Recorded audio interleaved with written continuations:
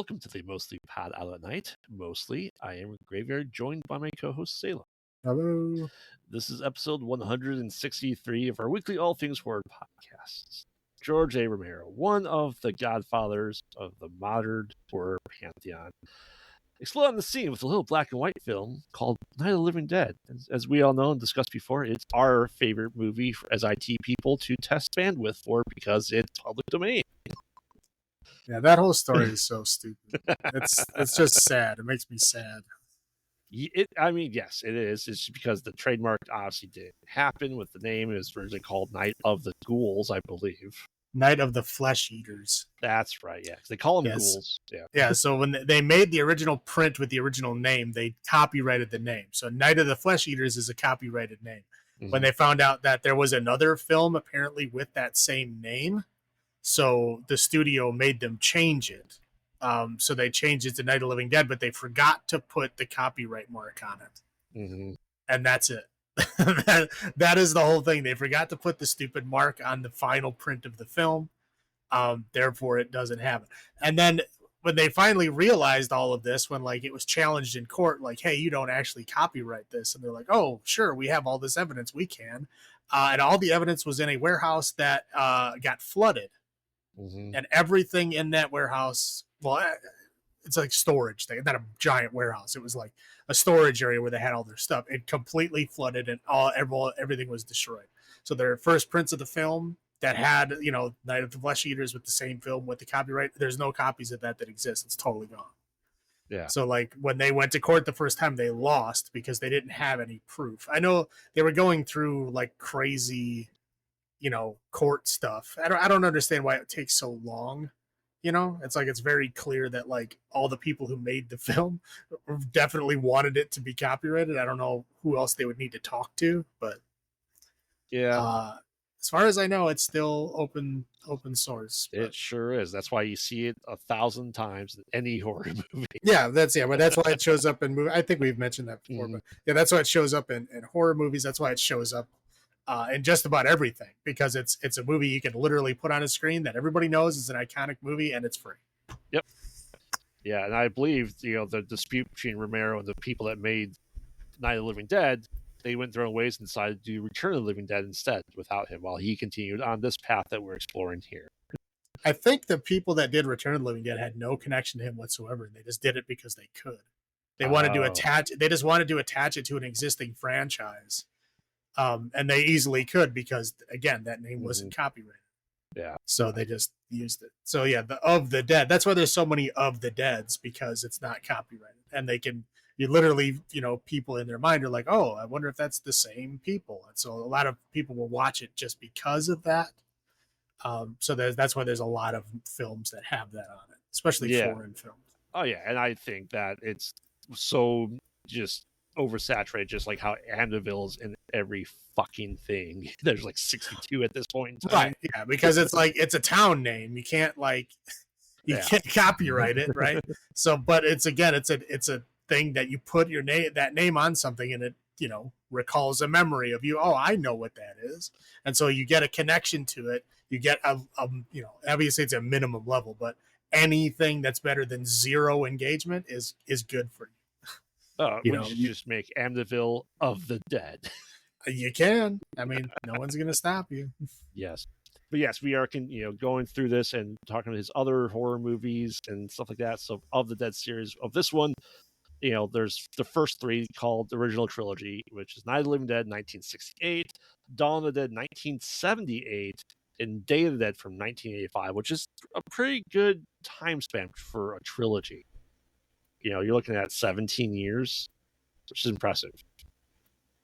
Oh, that's just these three. Yeah. Oh, yeah. I'm just saying that these three. That's still the original trilogy. That's 17 years is a long time to have a trilogy going. I don't know one that's been longer than that for a trilogy to be made like that. Oh, I'm sure there's a lot of those movies that are adding entries on decades later. I'm sure there's some. Yeah. I don't care, but I'm sure there are. Yeah. So, yeah, I'm excited. So we'll start off with Night of the Living Dead. Realistically, the plot of Night of the Living Dead is pretty minimal. You know what I mean? it starts off with a brother and sister, Barbara and her brother, going to visit with their mother's grave. And It's their dad's grave. Dad's grave, yeah. Mom is sick at home. Yeah. And they're like, oh man, look, there's a guy over there. Oh, coming to get you, Barbara. The classic line.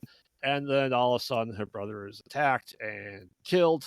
She runs to the house and there are zombies out there, but they don't say zombies at all. They call them ghouls, because that term for this creature didn't exist until this movie. So what else would they call them? Yeah, but then eventually we're with Barbara, and then she also in the house is Ben, and they're really the main people of this movie, except she kind of goes hysterical and kind of just lays like in a shock state for like a third, or if not half, the movie at this point. Yeah, well, I mean, she's in shock the whole time. I mean, Yeah. but in the beginning, she's at least able to like move around and like try to help. Obviously, not doing a very good job of it, and not communicating well. Yeah. So like so she's in shock most of the time, and then eventually she just like completely shuts down. Yeah, well, I mean, because like she's so hysterical, Ben starts like slapping her a bit, like, calm down, woman, help me, I'm trying to board up this house to protect us. And he's doing a damn thorough job, right? I mean, he is making sure he's taking every piece, he's making torches, he's lighting the fire and all that stuff. And kind of like, okay, hey, I'm gonna go sleep upstairs. If you have noise, let me know. And lo and behold, there were basement dwellers, aka I'm calling the uppers versus the downers, because that was like a huge rift between Ben and Barbara and the other cast, right? Well, yeah, it's essentially is the guy downstairs is like your typical, like 1960s like strongman husband, who's like used to being in control of everything, used to controlling his wife and kid. So now he's trying to control other people. Where Ben is a black guy in 1968. He's not going to put up with that kind of shit, especially in this situation. Well, I will coming up there trying to order him around simply because he thinks he's better than him. Well, I will give this credit though, especially in comparison to the next two, they don't really call that out at all. No, it's really like the characters could have been anyone. Mm-hmm. It doesn't matter, what color, what race they are. It's like they are just characters, and that nothing, it's personal about them gets brought up. It's simply them against the monsters. That's it, and against each other. And two in Dawn and Day. Oh, there's a lot of racism going on. There's some, yeah. Well, especially in comparison to this, for this one came out. But yeah, and so he's like trying to take charge, and his daughter was, honestly bit. They like touched her, but she was bit. And they're like, hey, we gotta make a break for it. We gotta get out of here to try to listen to the radio, listen to TV, figure out what the hell's going on there. We have intermission stuff of like, I don't want to call him sheriff. He's just like, he looked like he was just off the golf course, essentially. he was the sheriff, or he was like the chief of police or something. He was an official guy. He just wasn't wearing a uniform. Not in the slightest. Well, nobody was. Again, if you're like literally like hunting with like not only police but also like just hillbillies, like anybody with a gun is with you, like kind of uniforms are kind of optional in that setting. But they talk to scientists trying to figure out what they are. It's essentially they think it's caused by the radiation from a satellite. It's causing the dead to rise. They're eating people, and they're just sweeping town by town, just going and killing them, because these are zombies, like zombies that you would think. They are slow moving, shambling, not very smart, not the fast zombies. You really could outrun them pretty well. And they seem to be doing a pretty good job. And they're going through like Harrisburg and all that stuff. Essentially, they're like, hey, we got to make a break for it. So one of the basement guys and his girl try to get in the truck and leave, but they kind of crash and explode, and they're dead. All this is going on there. Like I said, there's more tension. And eventually, like, zombies start to break in a little bit. And all that's going on there. Like, the little girl comes back to life and stabs the mother with a trowel. The father essentially he gets shot by Ben, right? Yeah. Oh yeah, he gets shot by Ben because he like because the girl Barbara gets taken by her brother. As soon as she sees her brother as a zombie, she just like goes into shock and lets the brother grab her. Yeah, and then the Cooper, the leader of the downstairs people, he, like would not let Ben back in the house. Yep. And then so when Ben finally got in, he like punched him, and then he kind of like went meek for a bit, and then as soon as he saw his chance, he tried to like grab the gun and take control, and Ben just shot him, and then so he retreated back to the basement, which is what he was trying to tell everybody to do the whole time, and then essentially trapped himself down there with his dead wife and zombie daughter. Yeah, but Ben is eventually is the last survivor there, as the posse and troop going through there. They're just going around killing them just fine, and they see Ben in the window and just immediately shoot, killing Ben, and then they see him kind of start put his body on the pile and burn it. End the movie. Yeah. Listen, it's very, I'll say this right now, it's stage play. It is. Which is good, but like I said, it's tension. It's not long. It's about hour or 85 minutes, something like that. Right. But as I said, it's the first type of seeing a zombie like this, other than the classic voodoo zombies. And we take this for granted, just now being almost 60 years later. That's like, oh, that's what zombies are. It's because of this movie. It's amazing that we were able to get to the point we are now, where we just have like zombies and everything, and it's just normal to read and hear and see about zombies all the time. I couldn't tell you the first time I sat down to watch this, other than as we discussed through all the horror movies or TV shows or anything like that. Man, I'm trying to think if I even saw it. I would have seen it late night on TV at some point in time, because realistically, it's not that gory, and there's not really language either, so it's pretty TV friendly, I would say. I mean, do you recall the first time you watched this all the way through? No, I mean, I was a kid. I know that. Yeah. I honestly have no idea. I'm sure it was on TV at some point in time when I watched it. Now, Dawn of the Dead, I did not watch for a while. Mm-hmm. I didn't know there was a sequel to that movie at all. Like, again, pre-internet, some of this stuff you just don't know. Right. It's not like I talked to anybody who watched horror movies or anything. Mm-hmm.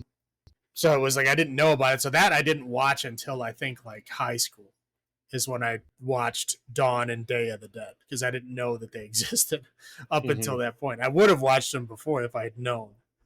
But no, Night of the Living Dead, I don't remember. It's like, as far back as my mind goes in memories, I had watched it previous to that. So I honestly don't know when I saw it. I was young, I know that.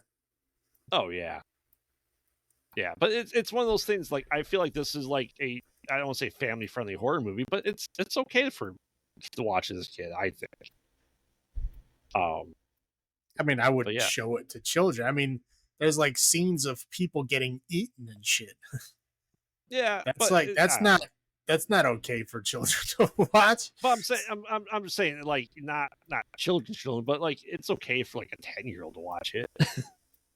I think. I mean, I don't know. I don't have children. I wouldn't do that, but that's me. I mean, I was younger than 10 when I saw it, but that's yeah. We're in a whole different generation, man. Yeah, we are. Back then, it was like, I was like, fucking latchkey kid, like, do whatever the fuck you want for multiple hours a day. Nobody is supervising you. You have to like learn your own independence, right? Mm-hmm. Or like kids today are like incapable of doing anything on their own. It's true. I mean, they like, seriously, it's like, okay, make yourself a sandwich. They like don't know how, and they freak out. Mm-hmm. It's like, dude, if you like even just thought about it, you would be able to do it. Yeah. But they just like, they lock up and freeze, like, I don't know. And then they're like watching fucking YouTube videos on how to make a sandwich, like simple shit like that. Very true. Whatever. I'm an old man. This is my old man rant. Do you want to go through your highlights first? Sure, if you want me to. Sure, go ahead.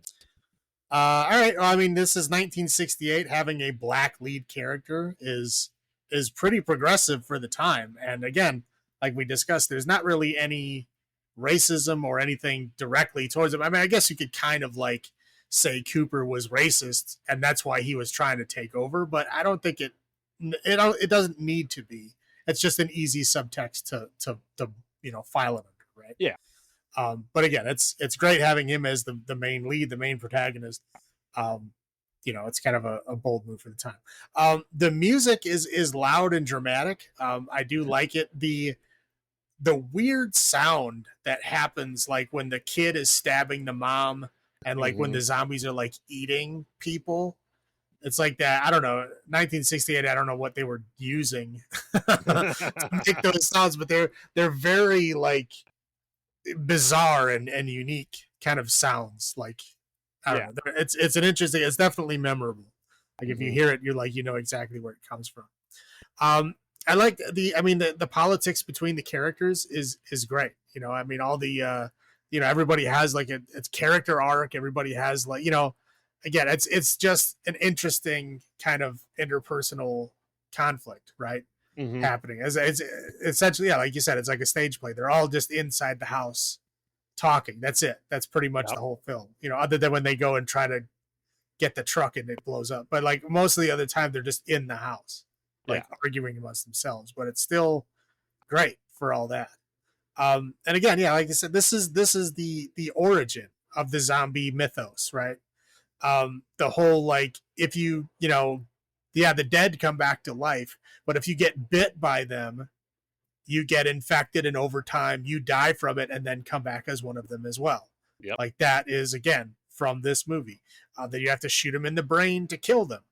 Again, that's from this movie. I mean, there's zombies existed before this, but not in this way. No, they were voodoo zombies. Right. So this is like, what modern day people think of as zombies. This is where it came from. Right. So every media that has zombies, we're talking books, movies, games, all that shit. This is where it all started. Oh yeah, except Return of the Living Dead just goes, no, you can chop off their head and they'll still be fine. Well, technically you can. It's just, you know what I mean? As long as if you don't destroy the brain will still control what's left. So like, yeah, it'll control eyes and the mouth, but it can't move or anything. Yeah.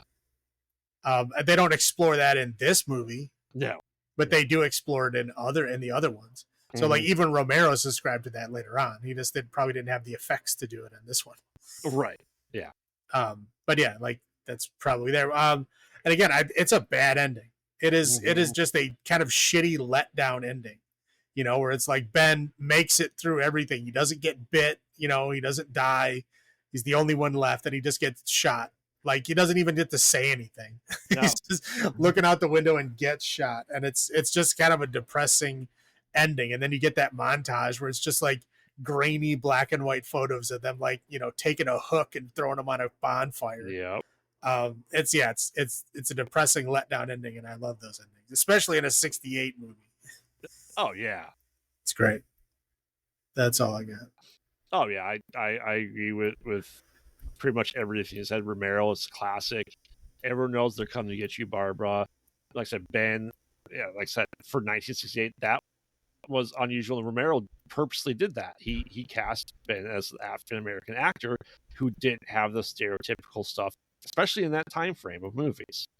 And it's fantastic.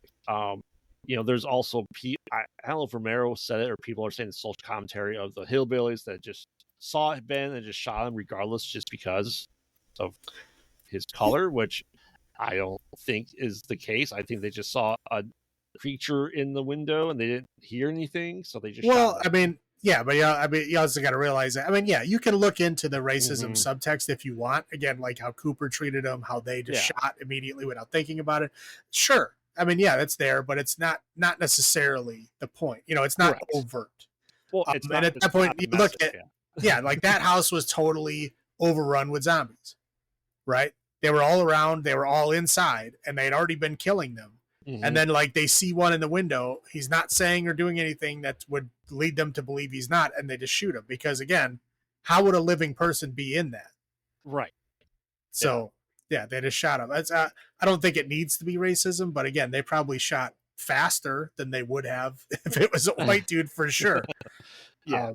But yeah, Like I said, it's just they don't have to call out, and it's great. I appreciate that. He said, it's the bleak ending, love it, and they don't really know what caused the zombies. Like I said, it's very heavily because you see the satellite supposedly in this, and it's the radiation from the satellite, this is 1968, so we're still kind of in that atomic age of horror movies and sci-fi. So I can see why they went with it at that point. well, I think this film is the movie that graduated us from that. Yes. I think it's this film coupled with like Hitchcock movies, showing that horror can be something more. Yep. I think it's Hitchcock started it, right? Yeah. And then like this movie kind of sealed the deal. And like after this, sure, there's a couple of shitty atomic age horror movies that came out, but they were like way past their prime. Correct. Yeah. So I love it. This movie. I'll roll my low points. I think there was too much music. It felt, yes, it feels like a stage play, but it just felt like too much of it. I understand that they wanted to fill in, and it's this point in time where people feel like they have to incorporate sound and everything that couldn't be silenced, and that's why they did it. But I just felt like it was too much. Hysterical Barbara being hysterical and getting smacked, of course, that's just I kind of wish she had a little bit more of an arc than that. Well, I mean, dude, you also got to realize the kind of stress of that situation. Like, you know what I mean? Like, literally, the corpses are coming back to life and trying to kill you. You've already seen multiple other people get killed by these things. Mm-hmm. And then, like, you're trying to get them to help you, and they won't do it. Yeah. They're, like, completely useless. So, yeah, like, the stress of that situation, I can see him, like, slapping her, like, snap the fuck out of it. Like, I need your fucking help. Like, yeah. Just having you sitting here talking about your fucking brother is not helping. Like, you need to help me. And so, I mean, the stress of the situation. Should he have done it? No. But again, the stress of that situation, I can kind of see it.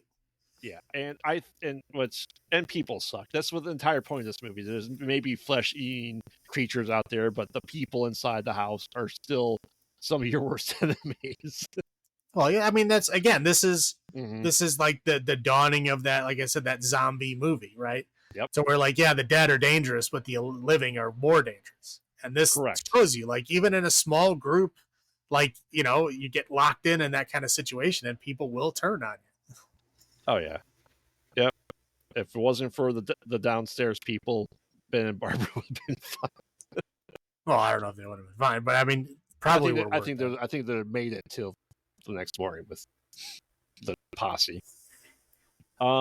That's what I have. How about you? Yeah, like, these zombies are not quite your classic zombies, right? Obviously, this is Romero, and this is like a founding film here, but of what we see in the movies, even what we see in like later Romero movies, the zombies are not quite as complex in those movies. Like in this one, there's like the first zombie that we see picks up a rock and tries breaking the window with the rock, right? There's zombies trying to stab. There's zombies using clubs, trying to like hit the walls and stuff. Yeah, they're not very strong, but they're still cognizant enough to try to use a weapon. It's like, caveman level intelligence, but there's still some level of intelligence there. They're running. They're moving fast. I mean, yeah, they're not moving super fast, but they're not shambling. Right. There's times where they're like, close to jogging and stuff. They're trying to open the car door. I mean, there's like normal zombies in today's media, they don't do that kind of stuff. Right. They just like try to grab you through the window. They don't try to, I'll just open the door. Yep. Like, they don't do that. But again, this is the foundation of it. This is where it started.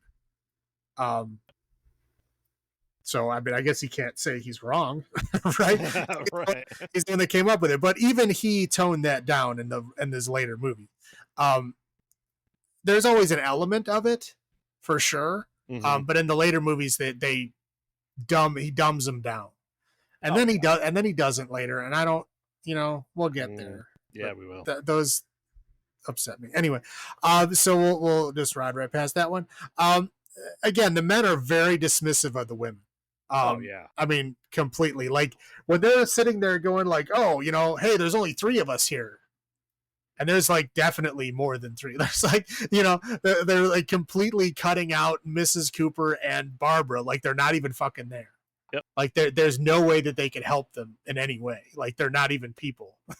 Yep. Like only the 3 guys are the ones that are going to have to come up with a plan and do something, right? Everybody else is useless. Again, it's 68. I get it. I understand it. It might even be an intentional thing because of, the statements he was trying to make. I don't know. It's just kind of shitty that they're sitting right there and they're just saying, there's only 3 of us. There's definitely not. The fight choreography is terrible. Like when he's like swinging the punch, it's like it's nowhere near coming close to connecting. Yeah. And it's like you can see him like pulling the punches, like he's barely moving his fist by the time it gets to their head. And it's funny, it's early film, and I know they didn't really have like John Woo movies at that point in time. Fight choreography had not advanced in time. It's just kind of funny looking back on it. Yeah. God, they do this in every fucking movie, and it grosses me out every time. They're always eating intestines. Yep. Oh, it's so gross. It's like pulling intestines out of a body, and they're like gnawing on like raw intestines. It looks so fucking gross. And then they're like eating like flappy chicken skin, and like, whoa. This looks so gross. Well, I heard rumors and stories about what that actually was like for people doing that. It was like rotted meat. Oh yeah, I don't doubt it, because it's probably been meat that's been sitting under like lamps, yep. Like heat lamps for hours, I'm sure. But yeah, it's just gross. It's like just so nasty, and some of the acting is not great. No. I'll just come out and say it. Like what was the dude's name? George, the younger of the basement people. Like his acting is just not good. But I mean, again, this is 68. This is like an independent movie. He couldn't even afford color. Correct. Color was definitely available at the time. He couldn't afford it, so it's a black and white movie. Mm-hmm. So yeah, again, it's technically a low point, but I get, whatever. It is what it is. And that's all I got. All right. So our olives for this episode are chewy intestines, because with all the meat you have, why would you eat intestines that have no nutritional value? Zombies do better. So every movie has a scene of them eating intestines. It is so gross. Yeah, they should be eating the meat. Sorry. So how many chewy intestines out of 10 do you give 1968's Night of the Living Dead? Now, as much as you rag on different parts of this is it, right? Mm-hmm. This is like one of the pinnacles of horror movies. Like just about anybody who's into horror can look back on this film and see the influence of it, right? Yeah. Oh yeah. I mean, it is. Yeah, it has its faults, but all of its positives so outweigh those faults that I'm gonna give it a 9.8. I don't want to give it quite a perfect 10, but it's very, very close. Oh yeah, this is it's. Just about every single thing from this is iconic. It's everyone knows it. We have to appreciate it for what it was. Yeah, I agree. I am going to go to 2 out of 10. Honestly, it's one of those like quintessential movies that if no one has seen it, if you haven't seen it, like what are you doing? Like everyone should have seen this movie. Well, yeah, like how have you not seen it? It's everywhere. Right. You go buy it on DVD or Blu-ray or whatever for like $1 anywhere. Yeah. Yeah, it's just it's that quintessential thing. They did I think they put color on this at one point in time as well, for like the 25th. Oh, I'm sure they did. And I know that obviously we got the Tony Todd starring one from 1990 by Savini, which is interesting. Yeah, we'll get there. I think we're watching that one, right? I believe so. If not, I think 2 weeks. Yeah, because I haven't watched that one in a very long time. I think I've only seen it once. I think I've only seen it all the way through once. Yeah. I don't know. It's interesting. I can't wait to get there. It's just to have the rewatch. So All right, so 10 years later, we get Dawn of the Dead. Take us through it, Salem. Right. Now Dawn of the Dead is interesting because at the end of Night of the Living Dead, it really seemed like they had the whole thing under control.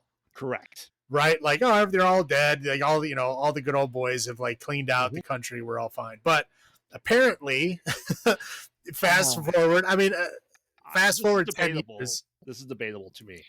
Well, it's debatable on how long of time it is, but it has to be, right? Because in 1968, they didn't have malls. Well, I'm saying it's debatable to me of whether they cleared it out after the first round. I don't know if I think it's just obviously not. It's probably like it's like a nasty disease that they've been fighting and can't quite eradicate because it happens, in like whatever, shitty, third world countries, I'm sure get infected all the time and there's nothing they can do about it. Yeah. So they can never get it to completely go away. So eventually it's going to get everywhere. So anyway, 10 years later, it's gotten to the point where like society is like degrading. Yeah. So we see like a news channel that's like trying to stay active. And it's like they just have like two guys yelling at each other on the screen because they don't have anything else to show. Kill them all. Yeah, exactly. And then they're putting up like the rescue stations on the bottom, and they're basically finding out that like most of those rescue stations have been overrun and destroyed. Mm-hmm. And he's like, we can't put this rescue station on the screen because these people die trying to get there. And so the one lady shuts it down. Her boss comes in and turns it back on. And when they turns it back on, like everybody leaves. Oh yeah. So it's Flyboy, who is the pilot of the news chopper. He basically convinces the head production lady to get on this helicopter and just get the hell out of there. Richard. Yeah. Spoiler for later on, she is pregnant with his child. You wouldn't tell by the way she was smoking. No. Well, this is 1978. This is I know before the Surgeon General's warning. Or it was right around here. I think what was it, 79 or 80 when that came out? Something like that. Anyway, but I think it was before that. So whatever. So that's part one of this. Part two is we have a whole bunch of cops raid what appears to be like a project building. Yeah. Right? It's definitely like they're treating these people as subhuman. And they are mostly minorities in this building. They are. I'm guessing that the typical cop stuff is that they're just treating these people like shit, and just like one guy goes off the rails and just starts fucking shooting everybody. Mm-hmm. They're trying to like rein in the zombies, but they're shooting regular people too because they don't know the fucking difference. Cops are dying left and right. I mean, you really see at what level society is at, which is like they're barely hanging on at this point. Mm-hmm. So basically, yeah, we get our two cop characters, right? There's like, the little white guy and the big tall black guy, right? Mm-hmm. So they are the only two like sane cops that live through this. And they basically go, like this shit's fucked up. Like we got to get out of here. And so the one guy's like, hey, I know the news chopper guy. He's going to fly people out. Like, let's go. And so he gets there and he's like, oh, who's this other guy? And he's like, yeah, he's a friend of mine. I'm like, okay. So they just jump in the helicopter and just go. Kind of leaving the chaos of the city behind them. They stop and get gas at an airport. I only mention this because of Frankenstein Head, who I'll talk about later. But yeah, so they basically get gassed up, and then they find what is essentially a mall. Now, the rest of the film takes place in this mall. Yep. So it takes them, 15 minutes to get to the mall? Yep. And then the whole rest of this film, which is almost 2 hours long, is in the mall. So like at first they're like, they find a section of the mall that, has a bunch of like, supplies, like survival supplies. It looked like they were going to make it like a fallout shelter or something. They just never got around to. But anyway, so they have this one little section of the mall kind of to themselves that has all the supplies in it. And then they, over time, thin out the zombies. They put trucks in front of the doors to prevent more zombies from getting in. They basically take all the good stuff from all the stores and shit and like make their fucking survival place like a nice place to be. Oh, right? This mall has a they are fucking gun thriving. store in it. They are thriving in that. Yes, mall. yeah, exactly. Because there's like department stores and electronic stores, and like I said, there's a fucking gun store in this mall. I don't Yeah, know. there is. I've never seen a gun store in a mall, but again, I've also never really been in the South, so but I understand they do exist somewhere. So yeah, they basically make it, and they wall up, because like their little areas, like there's a stairwell like off of like the bathroom / phone hallway that every mall has. Yeah, it's like there's one stairwell that goes up to the second floor, which it looks like it was going to be offices, but it was just survival supplies up there. So they make a fake wall to cover that up. So like they're completely hidden from the zombies, and if anybody comes in to the mall, which they don't at that time. So yeah, basically we see them like surviving and thriving, and then the one dude, the little guy, he gets bit while they're putting the trucks in front of the doors. Well, because let's I'm saying this for now. He was very cocky. Yeah, he was extremely cocky, and I think just like when the adrenaline hit him, he just like went like like I can fucking do anything. Yeah, he did. So when they get adrenaline, like I'm fucking king of the world. So he essentially got that and then got bit. And long, slow death, as we've seen bite infections do. He eventually, turns, and then he has to be killed. And then after he's killed, or no, he's still alive for a little. No, Yeah, they say it. They don't, because the one guy goes, "I haven't seen anyone make it past 3 days," but he is like holding on. Right. For an indeterminate amount of time. Right. It's like a weird amount of time. Anyway, there's a couple of adventures they have in the mall with him like in a wheelbarrow and shit. Because they're clearing out the rest of the zombies. Right. Yeah, they're trying to make it a good play. Anyway, so like he finally dies, and then as soon as he dies, raiders show up. With our good friend Tom Savini, as I like to call him, the Sledgehammer Raider. But his name in the film is like Pasquale or something goofy. And we do see his character later in the series. Yeah. So, essentially, they know that there's people in there. So they like raid the place, and they're like they run in there, and they're again, these are people that have been raiding since this outbreak started. So they're very good at killing zombies, and they're trying to like hide. If they would have just hid in their little thing there's a good chance they probably would have never found them.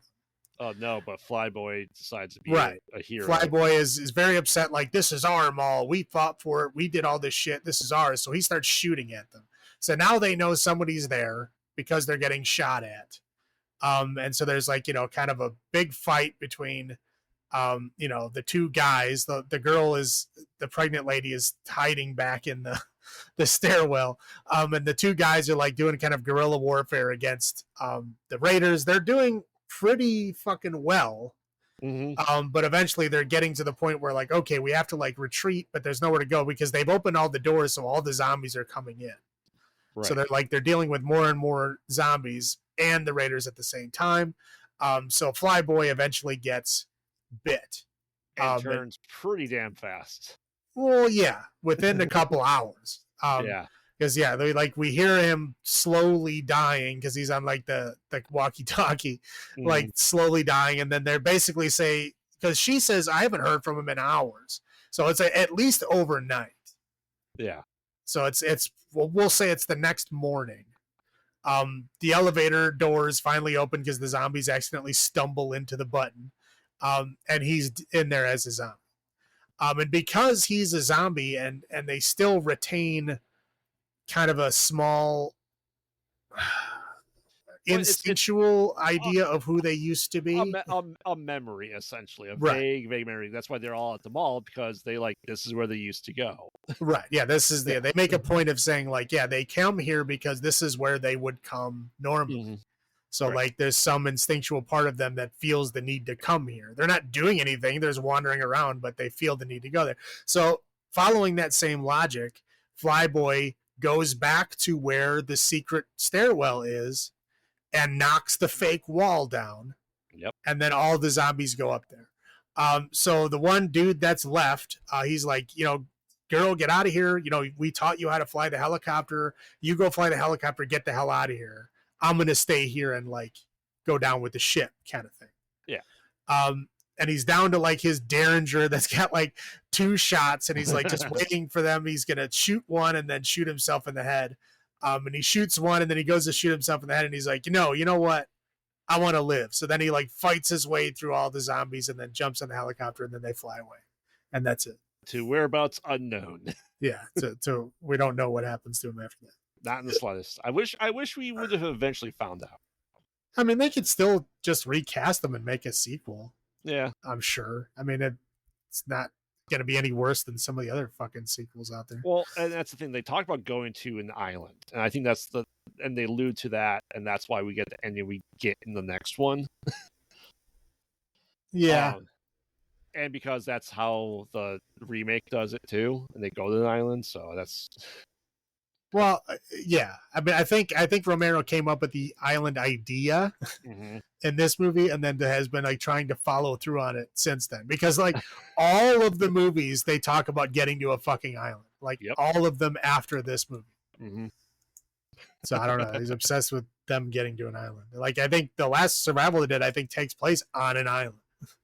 I believe so. Yeah. So yeah, that's just the way it goes. So yeah, that's it. End of film. Yeah, and you said you didn't see this until you were probably a teenager, and I feel like I was the same way. I didn't realize there was a sequel or more, so because by the time I would have seen it, there's already like 3 Return of the Living Deads after that too, the remake. Right. Yeah, like I knew of Return of the Living Dead, and I had seen Return of the Living Dead. I assumed it was a sequel, and you know, a lot of people probably did. And I think that's why it became as big as it was, is because people probably thought, hey, it's Return of the Living Dead. It must be the sequel to Night of the Living Dead. It's not, but it is. And because people thought that was like an official film, I mean, we'll get there eventually, but the whole brains thing of them not eating flesh but eating brains came from that film. Yep. So that's not a Romero zombie thing at all. But now pop culture says they go hand in hand. Correct. Yeah, now pop culture says that that's the way it's supposed to be. It's like, no. Real zombies don't do that. And again, you know what? All the Romero movies and the fucking Walking Dead follow that rule, so suck it. Yep, I completely agree. We have the vast majority of popular zombie fiction on that side. Like on the other side, we have like Return of the Living Dead and like iZombie. It's like the only things on that side. So fuck you. The scales are heavily on the good side. But yeah, I want to say it was, it had to have been in high school. It was because I was at that time when I was starting to like learn more about franchises and you know, going to the video store and having my free reign to pick whatever I wanted. Yep.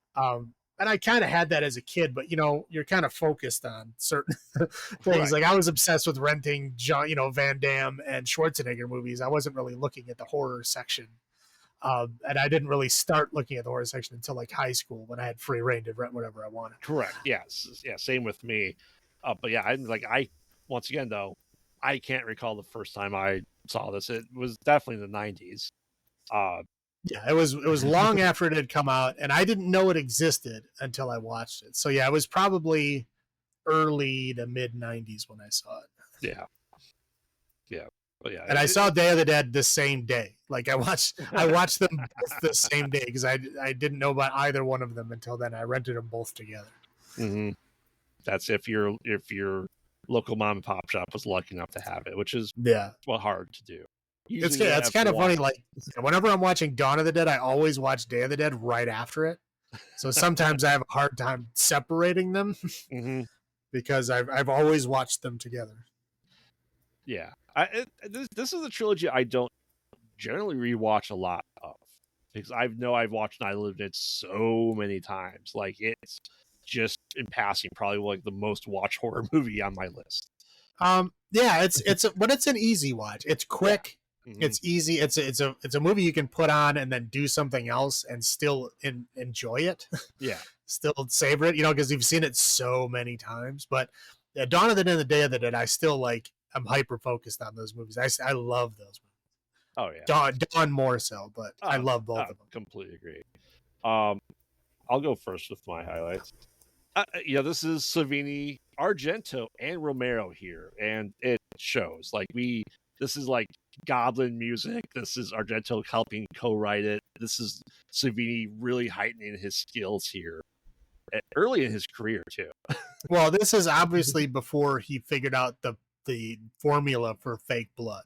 Correct. Because we're still using red paint, and the zombie color is just like blue makeup. It's if you're lucky enough actually get the blue makeup. Not all of them have it either. Right, and that's okay. Some of them are fresh, I get that, but yeah, they're like blue makeup, and it's like red runny blood. Yeah.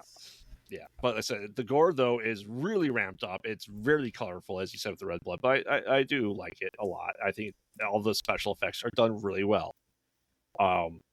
This is like, it's like, was this in my notes? Like, is this? Like I said, I never really scrutinized this. Is this supposed to be a continuation or a new plague? I'm going with new plague personally, because I think it's a continuation. Like I was saying before, where like 1968, that story we focused on, like the U.S. It would take a lot for a zombie plague to take over the U.S. Like, we have more guns than people in this country. Yeah, I don't see, and the zombies don't use guns, so I don't see. Yeah, well, don't remind me. But I don't see it being a big problem in the U.S. But as we saw, like with the fucking pandemic, some of these other countries don't have protocols, or they have like, places in the middle of fucking nowhere that have no contact with the rest of the world. To like, like some of these African places, they get like fucking Ebola that like wipes out the whole fucking village, and like people don't even know about it until they find the dead bodies. I have no doubt that zombies could have floated around the globe for 10 years before they finally came back, and in a way that we weren't able to fight back. You know what I mean? Yeah. If there was enough propaganda of the government saying, oh, nothing's wrong, everything's fine, everything's under control, and then like enough, like kind of, like, I know they use the example of a project, but like any like packed in area, where like people can very easily get infected, and it can happen very fast. And again, they're not trusting of the government, and the government is saying nothing is wrong, and they don't do anything until they send in a fucking hit squad. So yeah, at this point, they're showing that, they've pretty much degraded to the point of it's I think it's just, if you imagine every single dead body comes back to life. That's a lot. Every time, right? And it still happens. So even 10 years later, whatever radiation was bringing people back in 68 is still bringing people back. So you imagine, like, whoever dies alone, whoever dies, alone in the woods, or whoever kills themselves, without shooting yourself in the head, they're going to come back as a zombie forever. Yep. So like, it's not something you can get rid of. If you have like, I don't know, like a busload of kids that get stuck in the woods and starve to death, like now you got like 30 zombies wandering around. So like, it's very easy for new things to pop up. I think it's still related to the same event, because I think that the dead bodies are still animating. I know they never say this. I'm just saying, in my mind, in your head, this is why it's happening. Is all of these dead people over time, over the 10-year period, that's how long it's taken for society to like completely collapse. Okay, I get that. I get there's definitely social commentary in this movie. Yes, yeah, it's the mall, and it is a blatant hit at the mall, because this is people going to the malls or going in droves like zombies, and that was the whole play on this. Yeah, it's a play on consumerism. It's insulting consumerism, showing zombies as just being the people, the drones that wander around malls and just follow the impulse buy and do whatever, commercials and ads tell you to do. Yes, that's what it's a direct statement of. Well, I'm assuming. Yeah, he flat out said that. Well, but I'm saying, like, I'm always careful about saying, like, oh, this is an obvious theme, because like, have you ever read Fahrenheit 451? Nah, in a very long time. Okay. Anyway, Bradbury wrote it. Almost everyone who reads the book says that it's about censorship and how censorship is bad. almost everyone. Every English teacher, yes. Correct. Every person who writes anything about it, every person who talks about it, this is all about how censorship is bad. Ray Bradbury himself came out and said it has nothing to do with censorship. It has to do with how he thought TV was taking over the world. And like how people were just like zoning out and listening to what the TV said and not thinking for themselves. That was the point he was trying to make. And everybody else just like assumes it's something else. That's why I always double think, okay, is this actually what they're saying, or is this just what people assume they're saying? So this one, I know that's what he said, but that's why I'm careful about it. Yeah. Well, and they actually said zombie in this. Like it was like towards the last part of the movie, almost in the movie, they actually said zombie. But they also talk about the hints of voodoo origins of zombies too, which is interesting to put that in there. Like I don't know if I ever caught that on any watch of this until really reviewing it like this and scrutinizing it.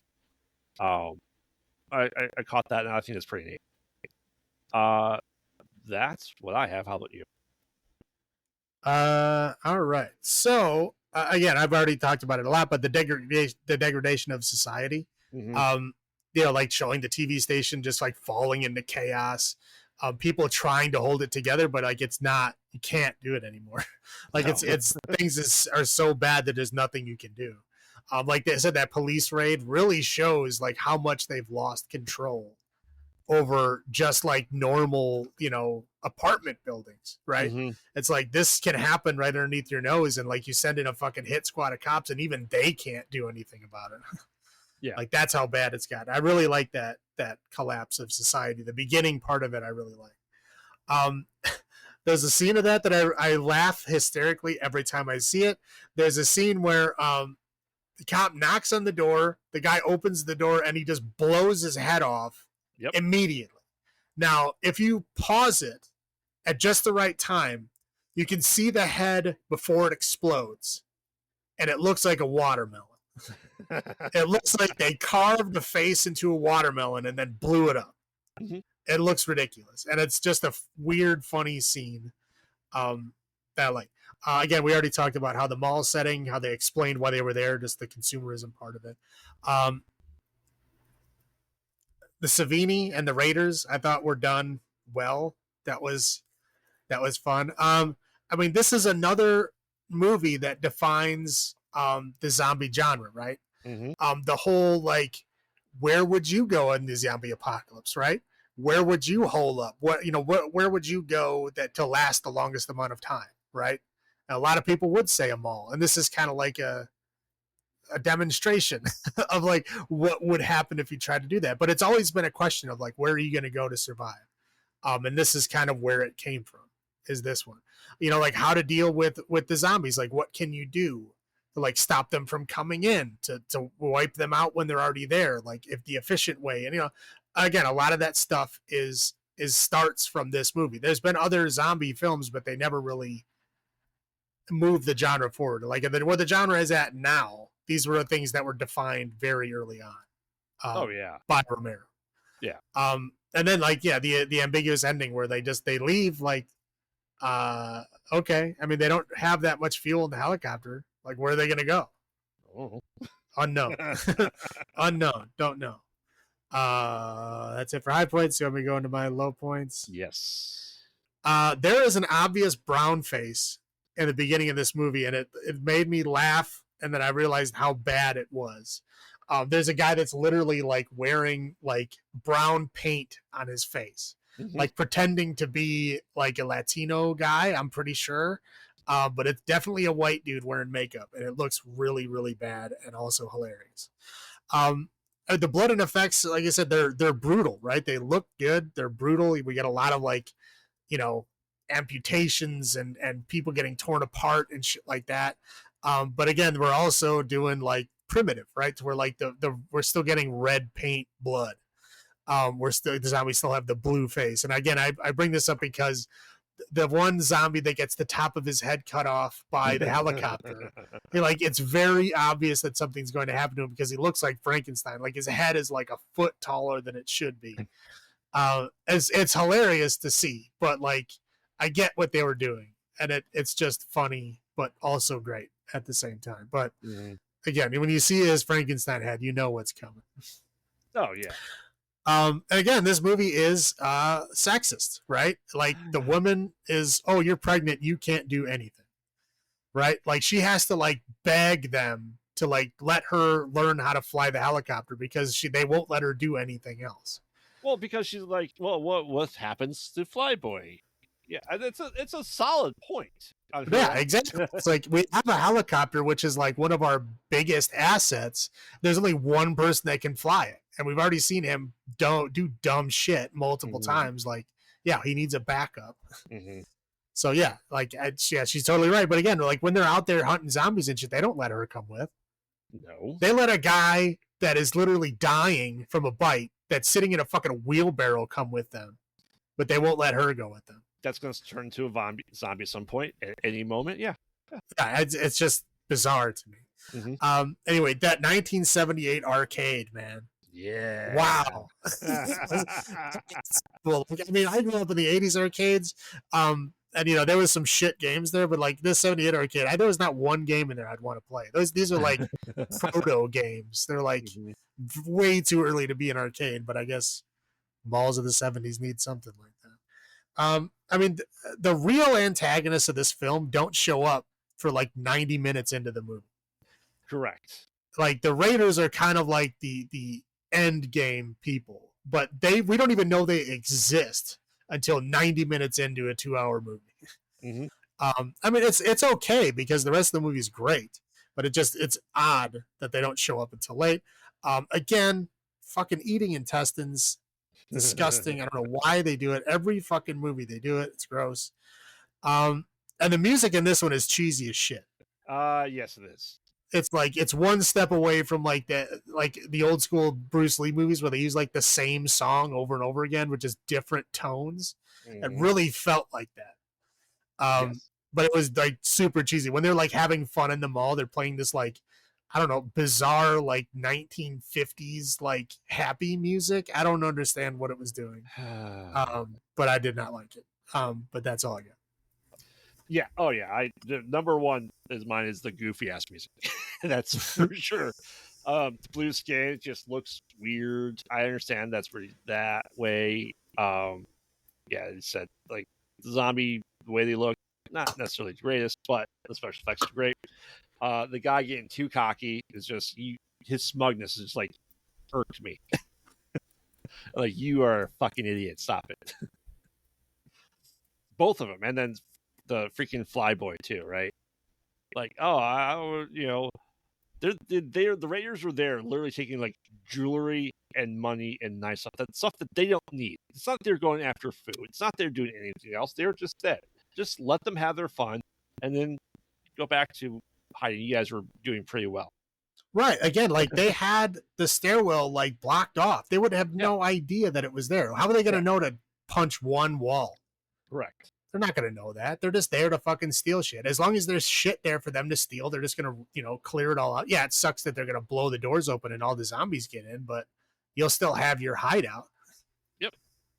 So, yeah, you'll have to clear them all out again. But yeah, like, it would have been totally fine. They moved all the good shit up to their place anyway. Yeah. Obviously the bikers being pieces of shit. And let's face it, a pie fight with zombies is stupid. I'm sorry. Well, yeah, not only that, but like, how are the pies still good? Yeah. Like, it's been kind of months now since the fall of society. Like, how the fuck are there just cream pies laying around that are not like covered in mold and fucking maggots by now? Correct. But yeah, it's just dumb. It's just goofy. Yeah. It was an excuse for them to use the bad music again. Right. And what's really interesting is like I just reading stuff like that. Like, they shot on an actual mall and they had to do all the stuff at night. So they had to set everything up, shoot it, and then clean it up for the next day for the mall to be open. Yeah. Which is just outrageous to be able to do. Like, that's a lot of work. It really is. So that's all I have. I'll go first for number of chewing tests out of 10. This is another solid ass movie. Like, almost everything in this is pretty iconic as well. right? Especially with Richard, the door opening and he's a zombie. That's like iconic. And the helicopter scene's iconic. And the guy just like going to kill himself. Like, no, let me just, maybe kill this woman now, trying to get back onto it because I decided to not kill myself. He could have just made the entire time. I said this is just a great companion to Night of the Living Dead. So I'm going 9.5 chewing intestines out of 10 for this one. How about you? This one, I think I like this one better than Night of the Living Dead. Is it really it matures as a genre, right? It's like he's obviously thought about this stuff a lot over the 10 years that it took him to make a sequel, and that really shows. Like, a lot of it is very well thought through, like the whole where would you actually go if this happened, what would you actually do, how would you survive, like all of these things are answered. What would society look like if it collapsed from the inside, to me there's just a lot cooler questions being answered in this one than Night of the Living Dead. Night of the Living Dead is the great starting point for sure. It's like a very local, kind of just a few characters thing, and this one is the greater world out there is collapsing. Yeah, and this is what it looks like when it's burning.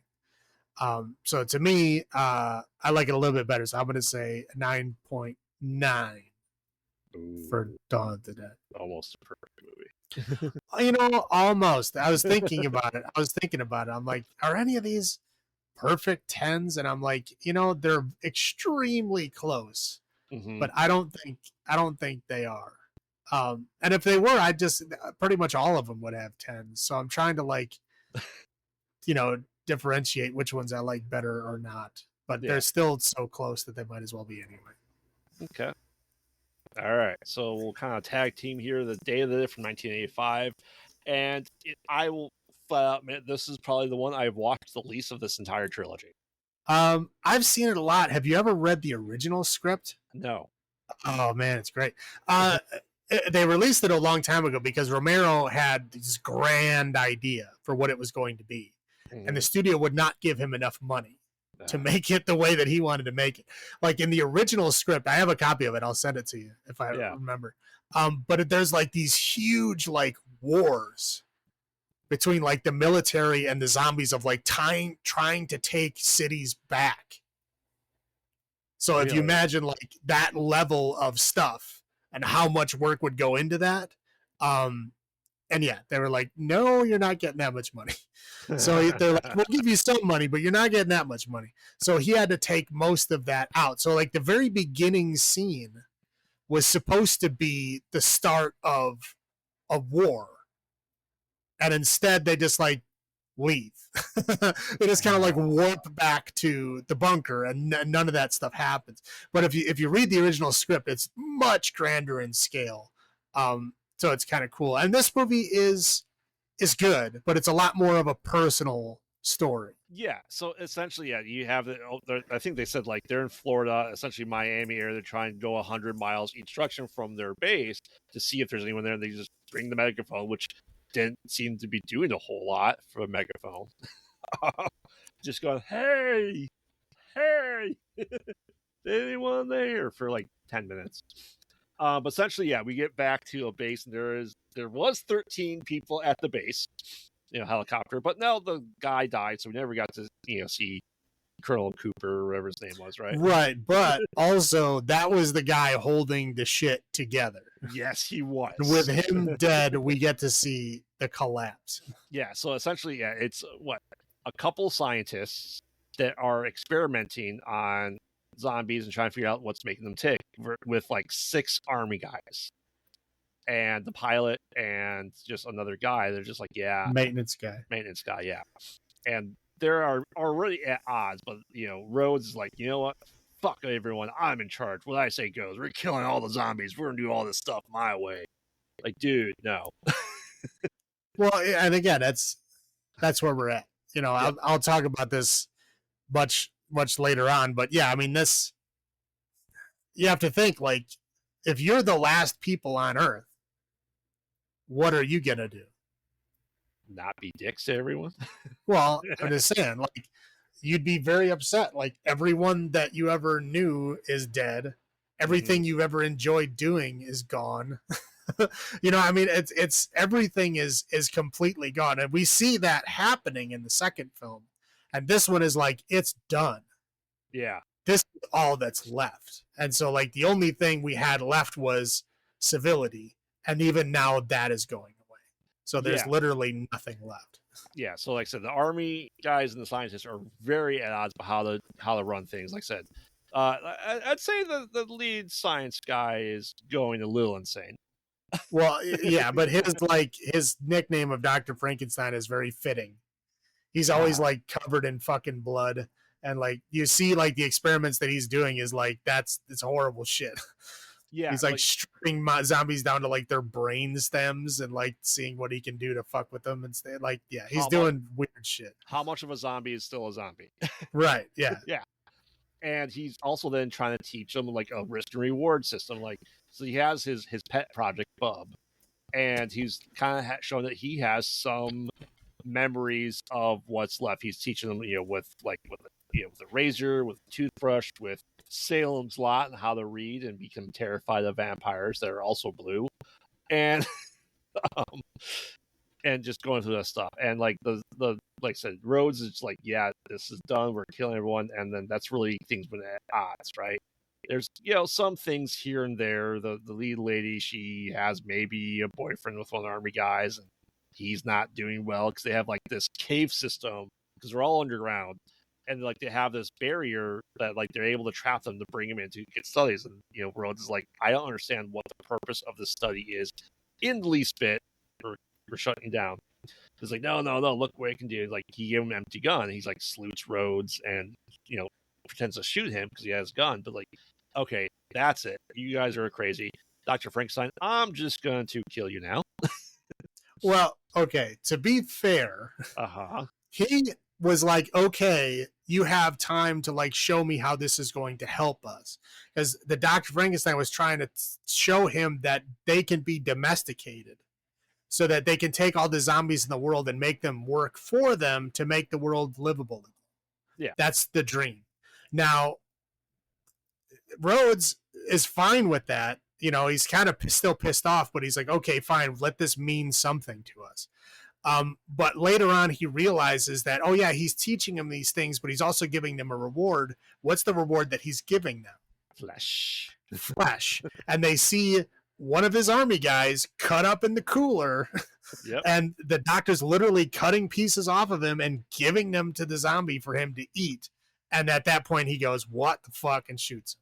So, like, he didn't just shoot him because he didn't like what was happening. He shot him because it's like he's literally cutting up his friends and feeding them to the zombies, as if the zombies are more important than his friends. Yeah, I mean, they're both in the wrong, though. Oh, yeah. I bet, yeah. But again, we're at the point where civility is gone. Yeah. There's nothing left. Everyone is just following their own fucking shit. Mm-hmm. Everyone just wants to do what they want to do. They don't fucking care about anybody else. They don't give a shit. I mean, who are the only two people that actually give a shit? Yeah. And that's, the helicopter pilot guy and the fucking maintenance dude. Those are the only two guys that are trying to do any kind of civil stuff. And they're too valuable for them to, like, lord over, because he flies the helicopter and the other dude can fix everything. Right. So, like, you literally can't control those guys because they're just like, all right, fine, fuck you. I ain't doing my work then. Yeah. And then everything shuts down. So they can't do anything to them, so they're holding on to some level of it. Everybody else is just fucking out of control. That's very true. But yeah, so essentially chaos just reigns supreme. They're getting some zombies and one kind of breaks free. Guy gets bit. The other guy gets bit in the arm. And this is kind of the idea of the scientist woman that's kind of our main woman here. It's like, I stopped it. I chopped off his arm and burnt it. Infection should be fine. He's not doing okay with that assessment. To be fair, he was not doing well before that. That's also very true. Like, he needed to be sedated to sleep. Like, he was not in a good place. So we don't know if that would have actually worked or not. And he doesn't let us know either, because he kind of is like, I'm yeah, I'm not okay. I'm gonna go take this elevator up and lure everyone down there and sacrifice myself to have the zombies come in and overrun the last remaining crew. The military guys, before this is happening, says, "Hey, you're Flyboy, you're getting us out of here. The rest of you go fuck off. You're gonna go into that cave and die. We don't need you. You only get so many people in here." And then zombies start coming in there. There's a standoff, and pretty much everyone dies except Flyboy, the main woman, and the maintenance guy, and they get out. And Bub has the showdown with Rhodes, shoots him a couple times, and he just opens the door, and the zombies, he's dead. Everyone else is dead. And they end up at a island, and they're there for seemingly 4 days because she had her calendar. Essentially, this is a Halloween movie. Huh. It's based on Halloween, right? Yeah, I'm it's pretty October sure 31st. Yeah. Yeah. So, yeah, that's pretty much it, though, right? Just the collapse of like a small group of people that are literally living underground trying to survive. So, well, yeah, but that's the thing is like to them, they're the last people on Earth. yeah, Like they literally have gone hundreds of miles away from their bunker, like with a megaphone, trying to get anyone to respond, and no one is. Correct. They got radios, they got, the bullhorn, they got everything to try to get some kind of signal out there, and they got zero response. So like to them, the world is over. Yeah. Oh yeah. Yep. But I think that's it. Did I miss anything? No. All right. And you said you probably watched this at the same time, you said of I'm about 99% sure I rented them at the same time and watched them in the same day. Because I'm pretty sure I watched Dawn of the Dead. I was like, that was fucking great. And it was like late, but I was like, I don't care. I'm going to watch this other one right now. And I stayed up really late to watch the other one. Yeah, they were great. And then, this is back in the day when you'd rent a movie and you'd have it for one night. You had to return it the next day. Yeah. And so if it was a really good movie that I really enjoyed, I would watch it that night and then I would watch it again in the morning. And these two, I believe I watched them, stayed up really late to watch them, woke up, watched them again, and then returned. But yeah, they're great. I mean, I love these movies now. I loved them then, but I wish I had known about them earlier because I probably didn't watch them until 10 years after the second one. Right. Yeah, like I said, this is just one of those things that I don't watch this one a lot. I'm like, I know I've seen this movie, but I couldn't tell you the last time I watched this. It's probably the 90s of this one. Like I said, it's just I don't know why. I don't know why I just skipped this one. It's not like I continued on in the franchise necessarily either. I just, like I said, the first two are my go-tos for Romero zombies. Yeah, I really like the first three of these. The first three of these, to me, it feels like a progression. It feels like, like I said, the first one is like a localized, like explaining to you what is happening. Yeah. Right. But it looks like, everything's hunky-dory afterwards. The second one shows you the complete collapse of society, but there's still groups of people like trying to work with each other. Like we have the mall people working with each other, and then we have the raiders working with each other. Like, so there are groups of people still like working together. And then at the end, we literally, Day of the Dead, it's like civilian, like the civility, like people in general can't even live together anymore.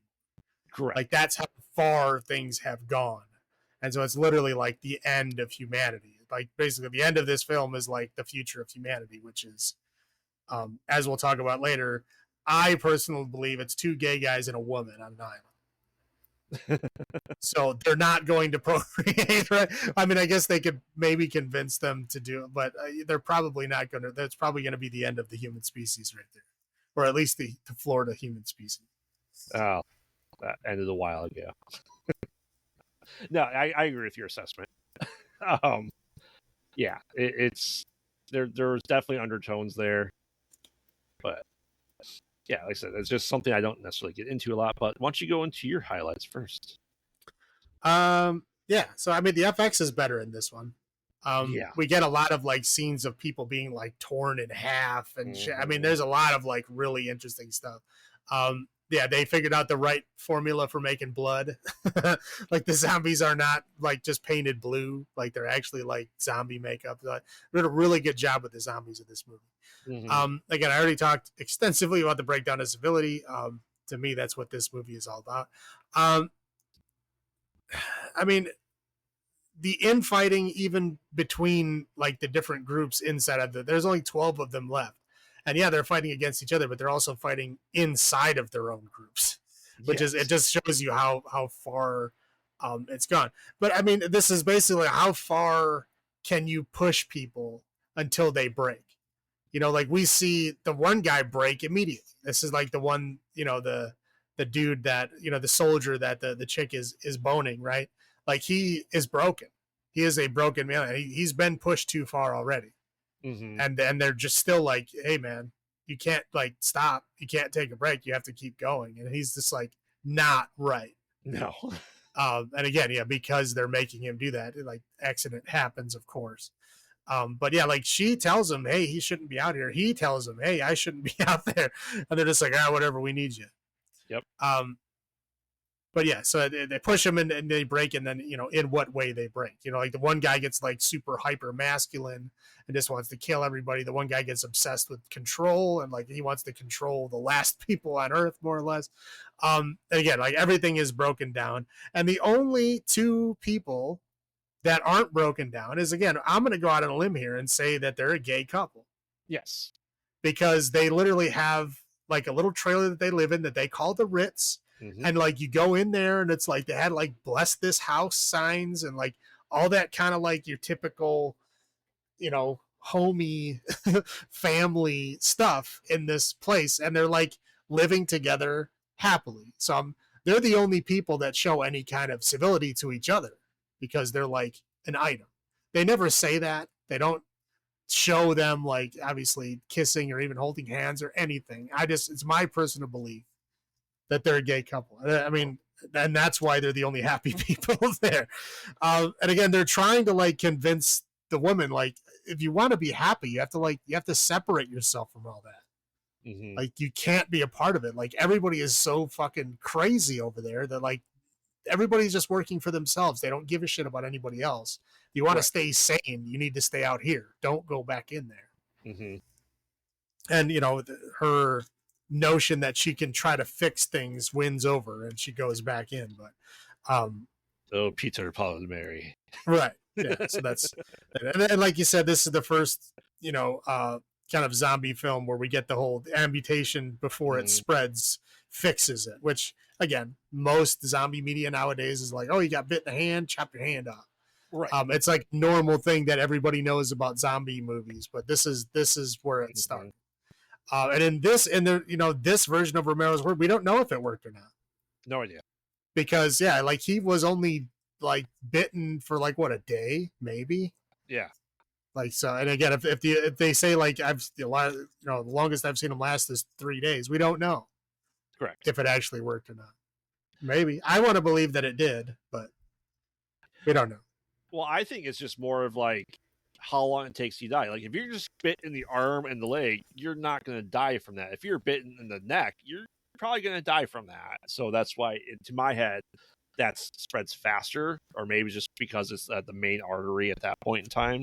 I don't know. I don't know if we've ever gotten like a science reasoning behind it of like what makes people turn faster versus others. Well, that's the thing is that they don't tell you. Like even Romero is like there's something vague alluding to like, oh, it was a satellite and radiation, but like that's not mentioned at all in the second one. No. And obviously it's been around for a long time at that point, you know, at least 10 years. So like, so what happened? Like, what is causing it? Like they don't know. Like nobody knows. Yeah. So that's the thing. Like you don't know where it came from. Like Walking Dead, they talk about how it is a disease and it is an infection, but they don't know where it came from, and they don't know why everyone is already infected. They don't understand that. Yeah, it's like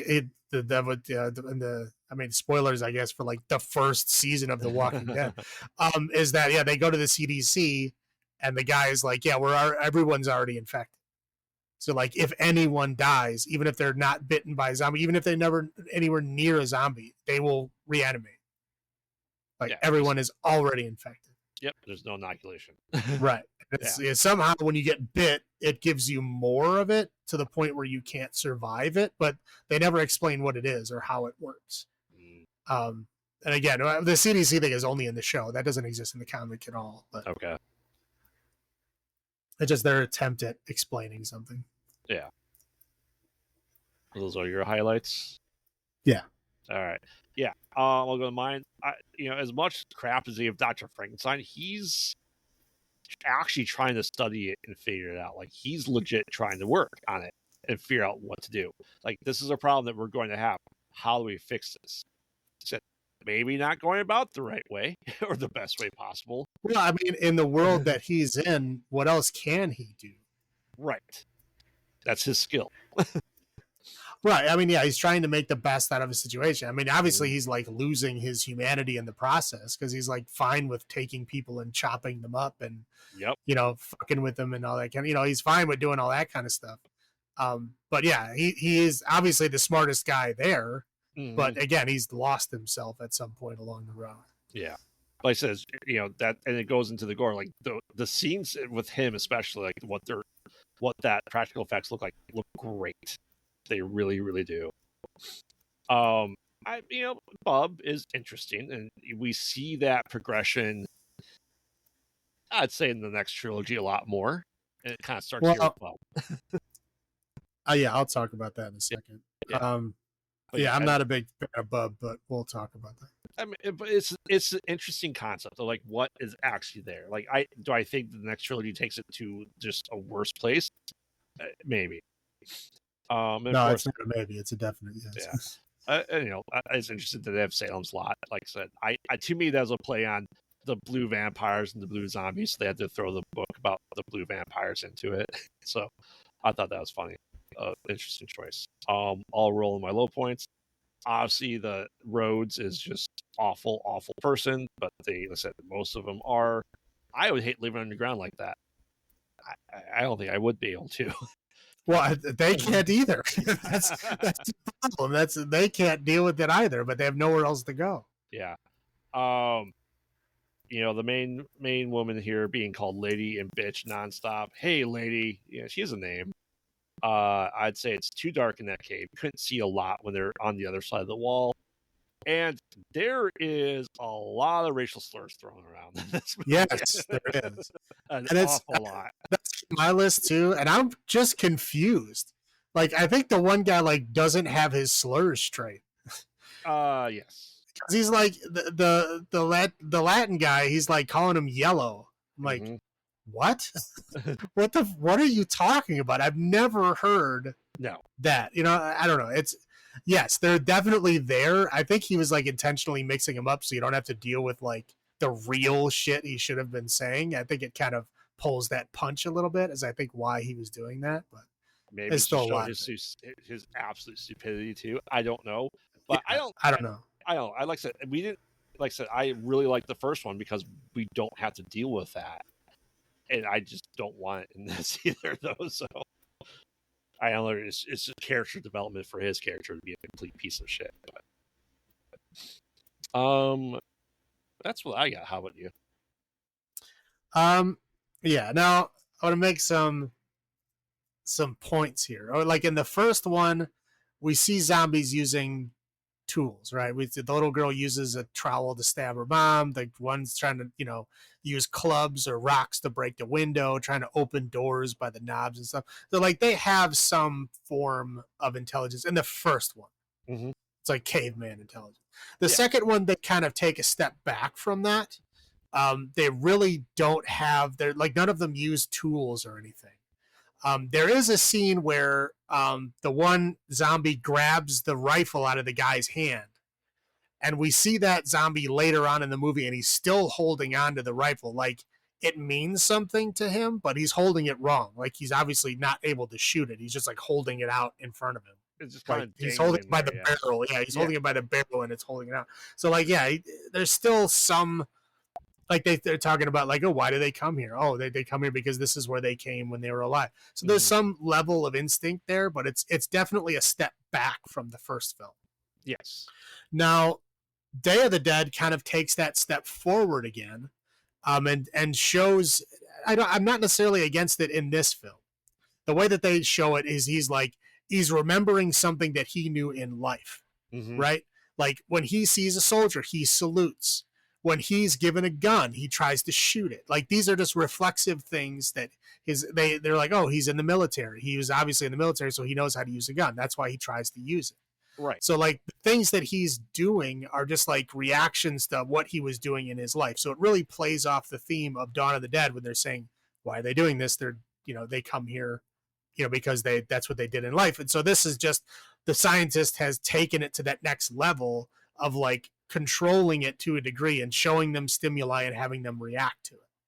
So it's, again, he's not thinking, right? He's not learning.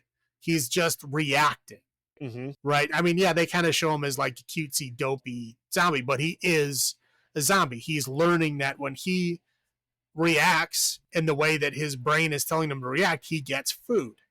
Yep. Even though he does says, like, I've cut their stomach out and they still try to eat. It's like it's some kind of urge that they have. It's not tied to physiology.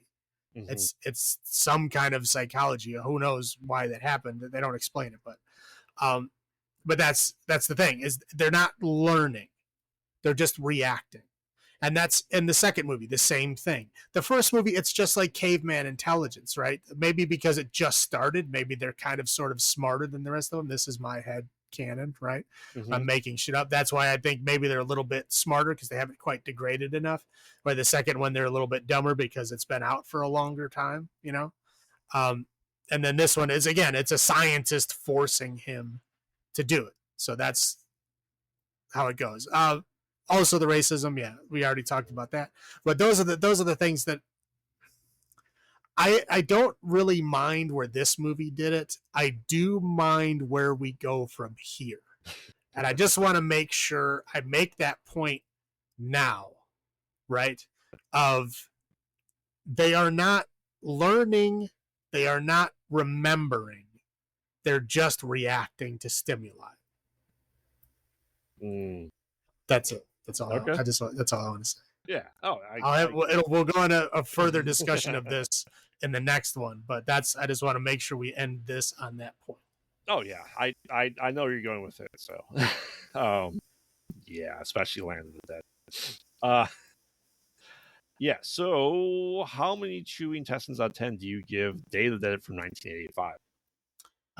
Again, I love this movie. I love all three of these movies, and I had to like, should I give them all perfect scores? That literally like came into my head. Like, should I? But I decided against it. So this one I'm going to give 9.7.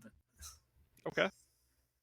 It's my least of the three, but still great. Yeah.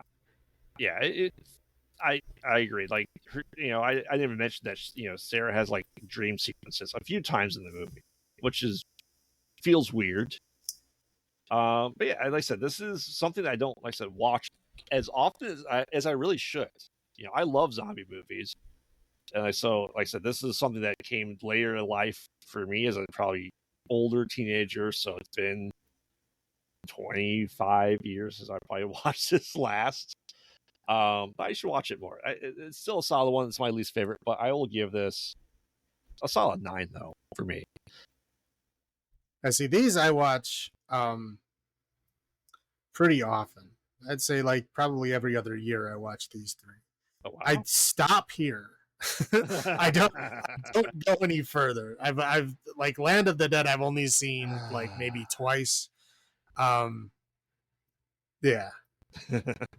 So this will be, I have not watched it in a long time because it made me angry the last time. So it'll be interesting to see what I think of it now. I may have only seen Land of the Dead twice. Yeah, I'm pretty sure I did because it upsets me. Yeah. I think I've seen Diary of the Dead more than I've seen Land of the Dead. Interesting. Yeah, I know I watched Diary. I don't think I've ever watched Survival. Obviously, those are our next 3 parts because this is Romero's continuing, because Twilight of the Dead is still in that weird limbo. We don't know exactly what's going on with it. And when it comes out, that'll be a catch-up episode for us, for sure. But yeah, like I said, Land of the Dead, Dire Dead, and Survival Dead next week's episodes, while managing not to overcome popularity and support of the first three. The last three, we're going to revisit, see if they hold up, because I don't think I've ever watched these as close together as we are doing right now. No, all 6 of them, no. Like these 3 first ones, yes, I have watched all in one day before because I love them. But yeah, these other ones I've seen. Like Survival of the Dead, I believe I've only seen once, and it was hard to find. Like when it first came out, like I couldn't find it anywhere. I believe I finally watched it on PlayStation Network. Oh wow! It was the only place I could find the film streaming to watch. Like I couldn't find it anywhere. I was like, everybody was saying it's out, and I'm like, okay, it's not playing in any theaters. It's not on any streaming service. Well, I guess streaming was not as big. I mean, it was definitely around, but it wasn't as big then. And I was like, what the fuck? Where can I find it? I would constantly look, and then finally it was like one day on fucking PlayStation Network, Survival of the Dead. So I paid like a stupid amount of money on PlayStation Network to watch it. And I think that's the only time I watched it. Yeah. I'm really interested in what Twilight's going to be like, especially after doing this huge recap for it. So we'll see. Anything else to add, though? No. All right. Well, I'll have more next week, but not right now. Yeah. All right. Remember, we watch bad movies, so you don't have to. This has been a fantastic week for movies, by the way, too. So I appreciate this week. And this has been Graveyard saying, "Have you checked on the children?" This is Salem saying, "Long live the new flesh."